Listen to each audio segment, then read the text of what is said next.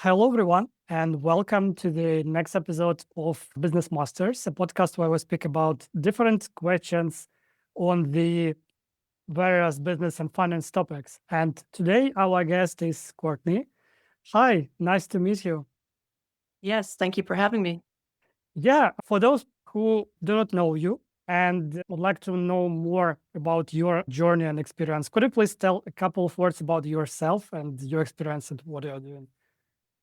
Absolutely. I founded Gotham over 20 years ago in New York City, and we have since expanded into offices in Miami. We had offices in London and working with clients in 30 countries around the world.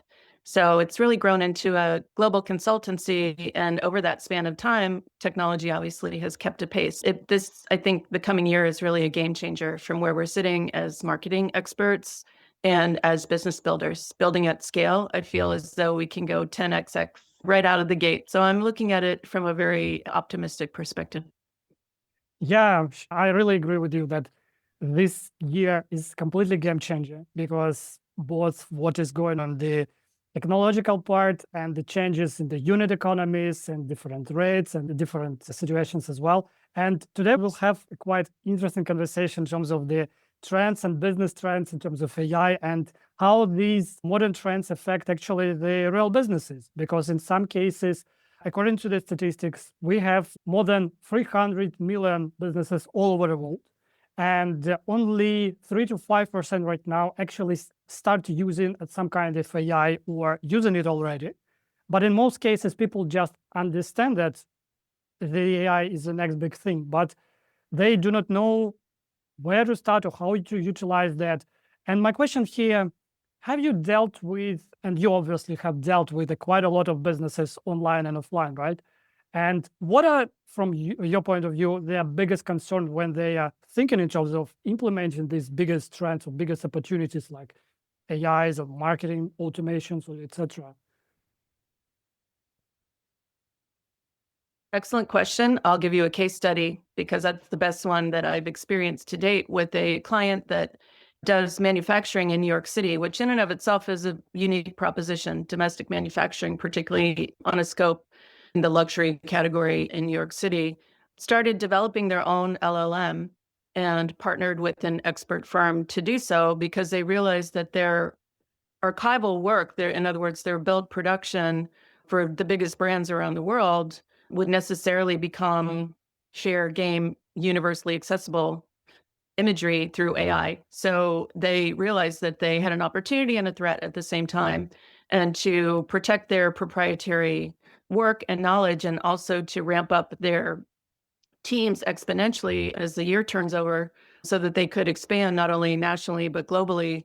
They're harnessing AI to help them do that. And so that's a really great sort of capsule example of a firm that's just under 200 people that will have the work power, firepower, whatever expression you want to use, of a Yeah. team that's much larger.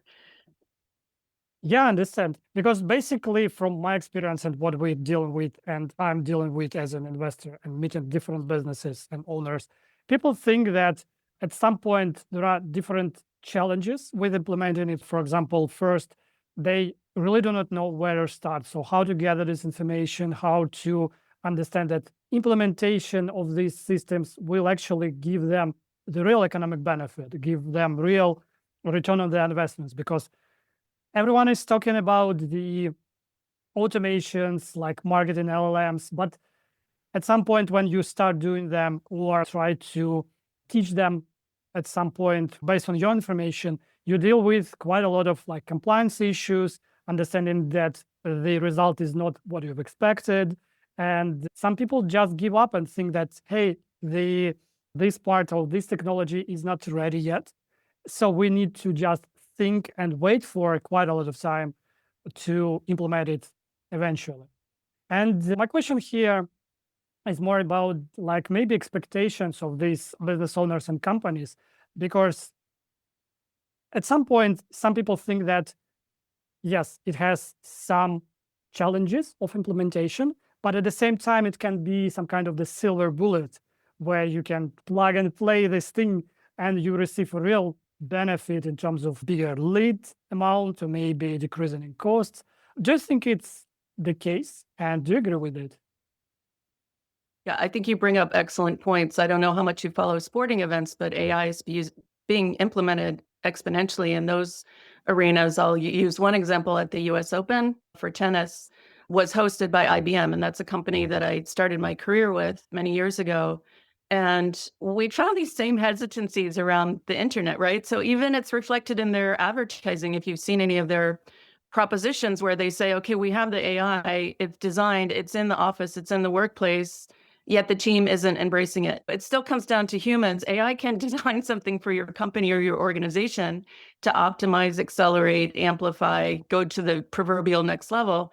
But unless human beings embrace it and implement it, this is, I think, that what we're seeing operationally as a challenge. Again, it goes back to that opportunity threat kind of thinking, but the smarter companies and individuals, I mean, yourself included, are already using so much AI in research. I know we are.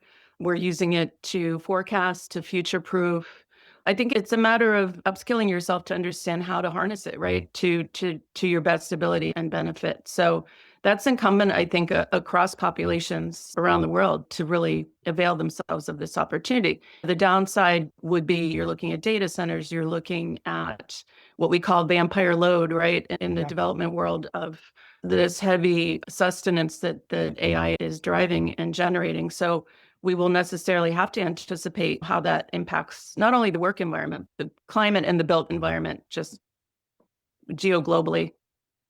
Yeah, got it. Absolutely agree. But at the same time, you still need the human on one of side of the equation, because basically we're always joking that although the AI is like quite advanced yet already, and it is still not at the level where it can perform autonomously unless you just strict it with a specific rules. So you still need the fact checker in the face of this special expert with a huge amount of experience who can tell that this is right or this is wrong. And my Exactly. question to you is connected to the AI adoption, because you said that you worked with quite a lot of companies and the biggest ones. What do you think in terms of the adoption? How you think can AI be adopted in a proper way? You mentioned the data centers using for this part of the infrastructure. Maybe any other ideas of how it can be done properly? Maybe some instructions or maybe additional processes, anything else?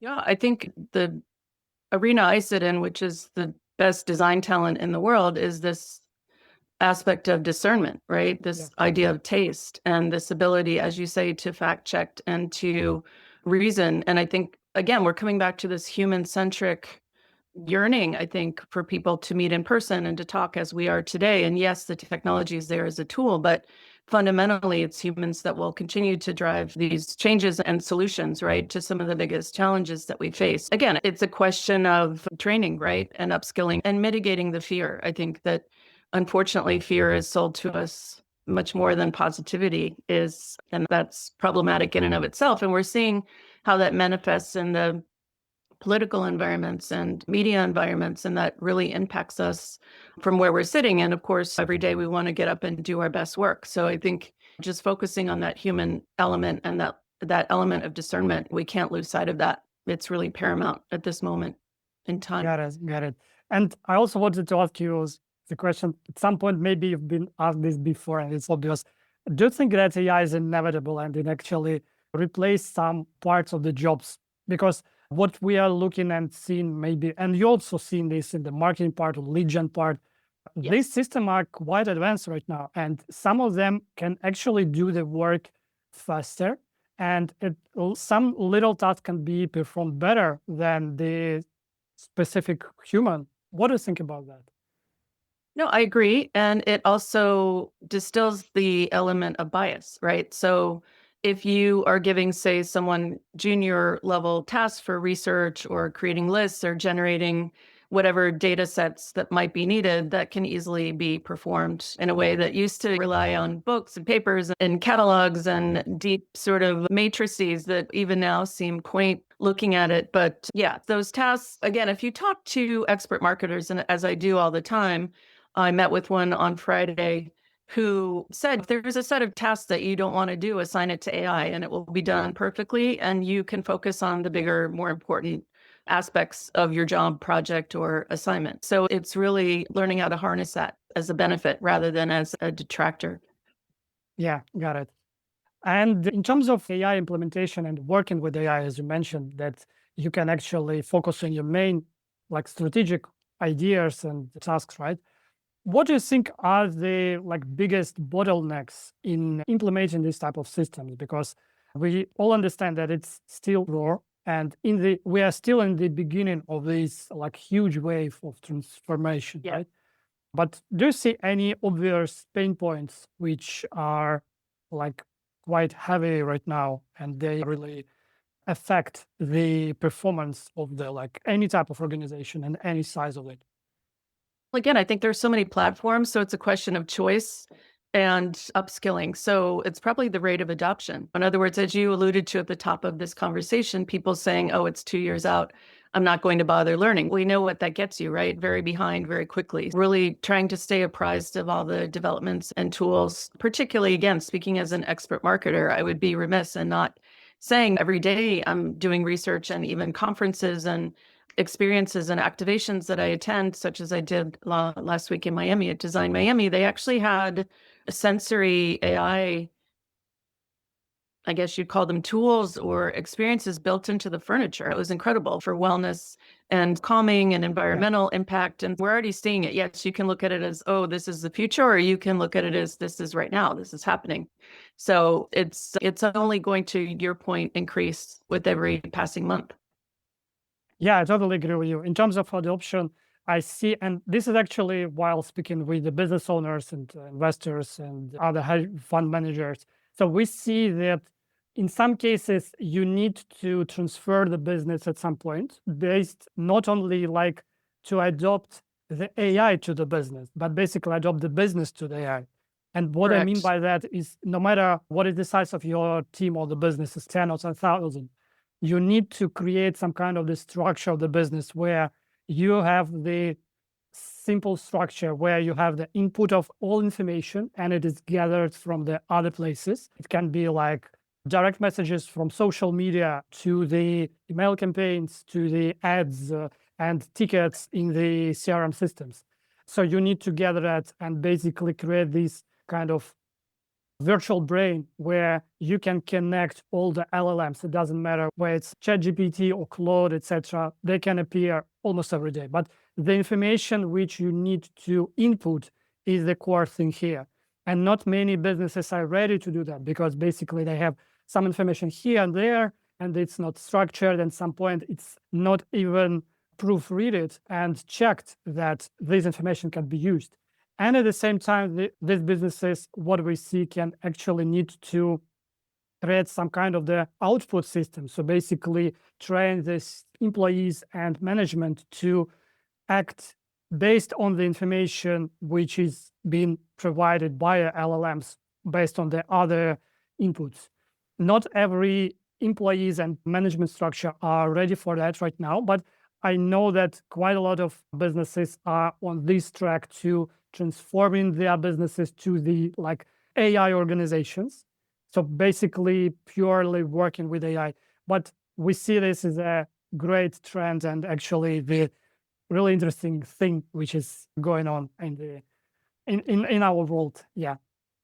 I To your also point, though, you have to create an internal infrastructure for communication and an outgoing, right? So again, it involves that level of expert discernment, strategy. It can become an echo chamber very quickly. And we're already seeing these cases where AI is talking to young people and not so good things are happening. And yeah, I think we have to have some oversight and regulation. Yes, it can be utopian and it can save us a lot of work and optimize our business. But I think that human factor where we train them to see the future and what the opportunity is, and then to harness or leverage that. But this idea of just a network of machines talking to each other, which is already happening effectively, I think is the dystopian version that gets people upset. But yeah, we're seeing it in financial environments, we're seeing it in media environments, we're seeing it in marketing environments. But then again, you're probably familiar with this term echo chamber, right? Where it's yeah. just the same talking to each other and nothing really moves forward. So I think that's a bottleneck for sure.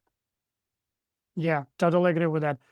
But basically, I think that there will be more and more industries where the AI will penetrate. What you've described is basically these are spheres which are the most digitized, I would say, because the finance is the first sphere where you have the numbers, you have all the data, which is already structured at some point. We have the like international like balance sheets or income statements. This is already the structured information.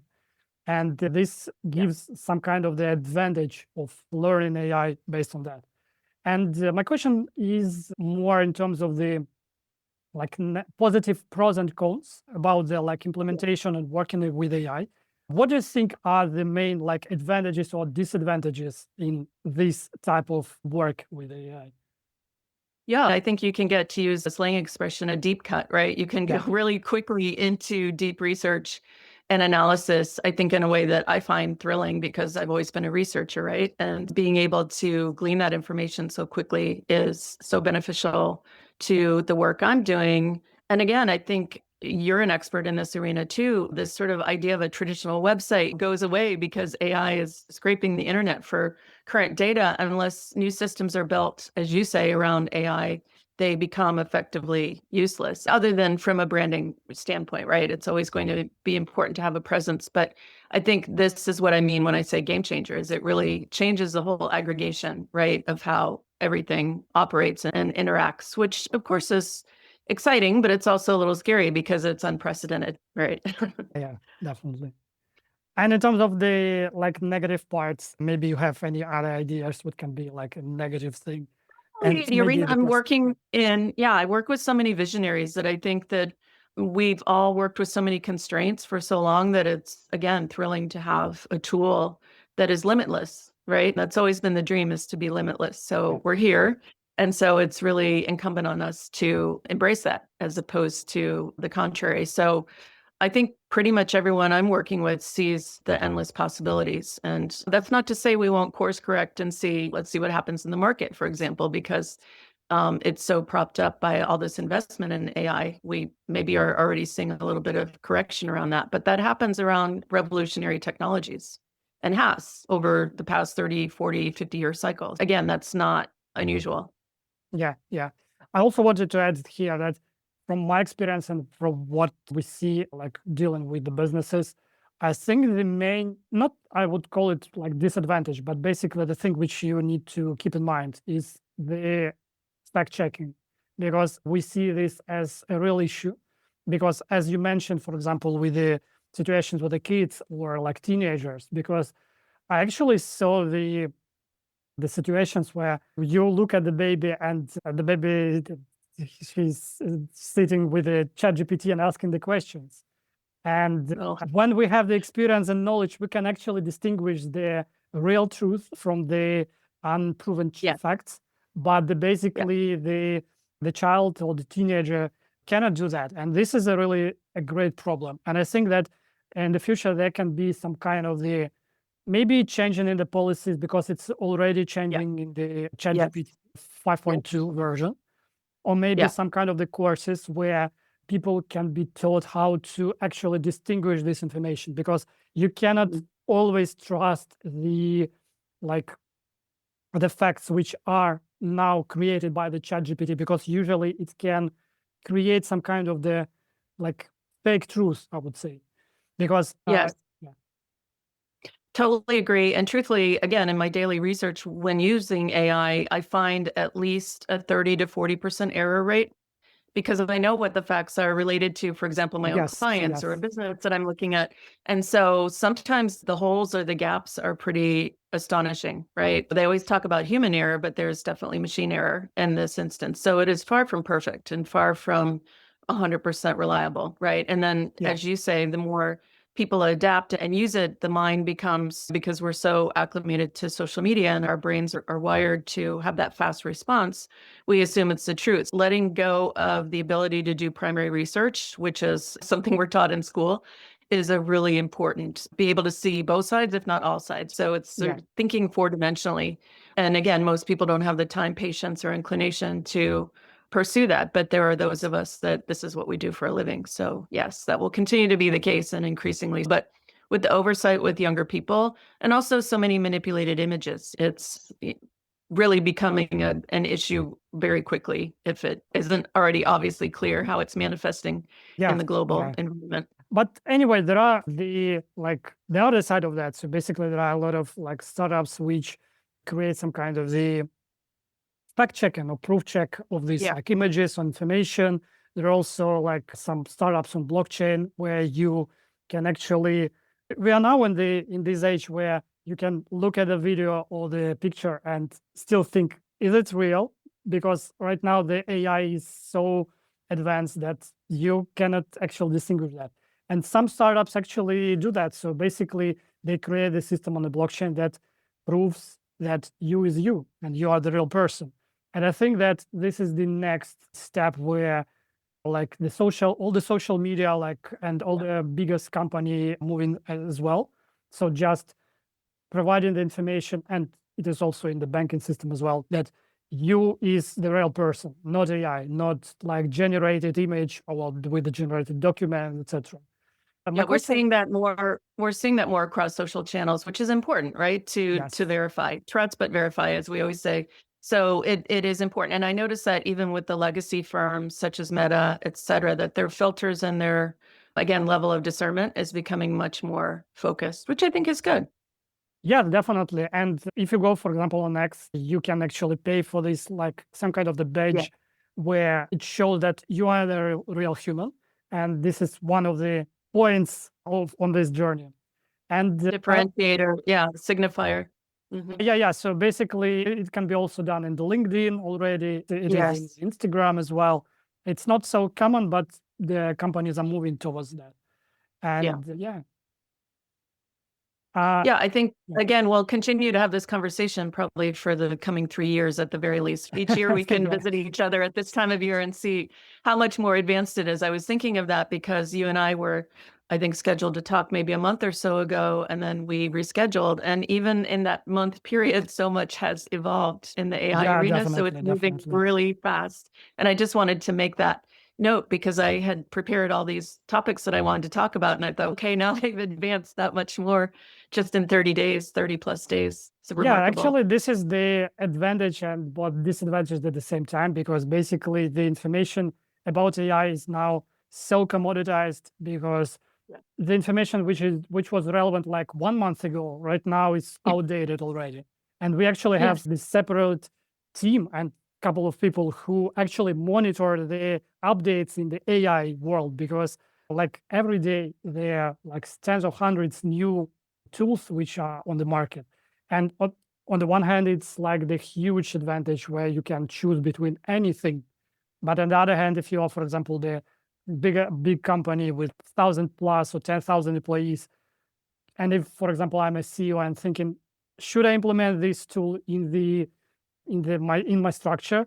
I would be hesitant because basically maybe tomorrow it will change. Maybe tomorrow this tool stop existing, but I need the proven work which I can just scale up on the huge departments and my company. Yeah, as with any technology, it will come in waves. It's just the nature of innovation. And so, yes, it's something that the pace, I think, is unprecedented. And that's what I think is challenging for companies to try to understand. But it's here, and so we must. Yeah, but so we just do what we can and do our best in terms of implementing that. And my question to you in terms of maybe any pieces of advice or recommendations to businesses or business owners or entrepreneurs who would like to, and they understand that, hey, I need to implement and start implementing AI in my business. What would you suggest to those people who are thinking in terms of that? Maybe the way to start, what to read, maybe what to look at, or any other things? A good entryway into this whole arena is a company called Section. You probably know it. Scott Galloway has started, launched, exited, and done everything in between in the business arena. He's also a professor at New York University. Some people may know him from his Pivot, also a podcast series. Section AI is really great at bringing top thought leaders in the AI space into understanding what the return on investment looks like, how you start, how you, as you say, scale. using the technologies, what are the threats, what are the benefits, what are the best companies to partner with given the shape and scope of your own enterprise. So I think that's a really great entry point for pretty much anyone at every level, because as I said, because he teaches, he talks to everyone from the top CXOs in the world to graduate students. So in your arena, in tech and finance. So I think I would highly recommend getting involved with anything having to do with that. And I think the initial courses are even free, and then you can subscribe your whole company if you want, or your team to train. Yeah, I also wanted to add that. And they're not a client of mine. I'm not Yeah, endorsing them definitely. objectively. Yeah, I also know that, not a paid for example, endorsement. Google creates free courses for like entrepreneurs and business Yes. owners about the AI. There are some courses probably are available on LinkedIn Learning as well, and like edX, Yes. Udemy, etc. But they're kind of entry. But if you are just stepping into this field and would like to learn about the general outlook, I think that can be enough. But if you would like to go further, I definitely agree that go into the like section AI or other types of professional resources about the specific industries which these resources cover. It's like, Yeah, I mean, ChatGPT and, as you say, Google have, I think Gemini is really an excellent tool, quite frankly. And ChatGPT, even though it's a subscription model, it was designed to lose money. I'm sure you've been following that story by OpenAI, that yeah, the rate of adoption is so fast that they can't, to your point, keep a pace with it's not any only of it. about these two LLMs. Actually, like No. Perplexity or DeepSeek and Yes, that's like a good TikTok's example. LLM, Yeah. they both pay users like free trial period, discount codes, etc., just Yeah. to get their attention and sign them up or get them back Yeah. to Perplexity is targeting communications and marketing professionals such as myself. And full disclosure, I did sign up with them. So I'm always trying different modalities to see the ones that are the user friendliest. And so far, I actually really like Gemini. I found that one too. But again, to our earlier discussion, I have found about a 30% error rate. For the most part, it's accurate, but Got it. yeah, it's not perfect. Yeah, it's not perfect right now, but it's still like a trend because basically 2 or 3 years ago, there was nothing in terms of that. And the error rate was like 90% at some point where there were like first versions of that. But now it's 30 to 40%. It's like a huge improvement since then. Yeah. And maybe any final words from your side, so maybe ideas to our listeners and watchers? Yeah, absolutely. Just to keep an open mind, keep upskilling.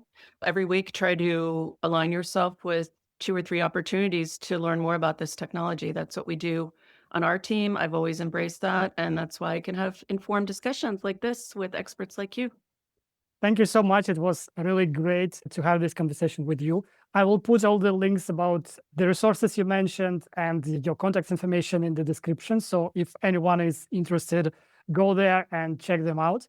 And if you have any questions, leave them in the comment sections below. And thank you so much for being with us, and see you soon, guys. Thank you.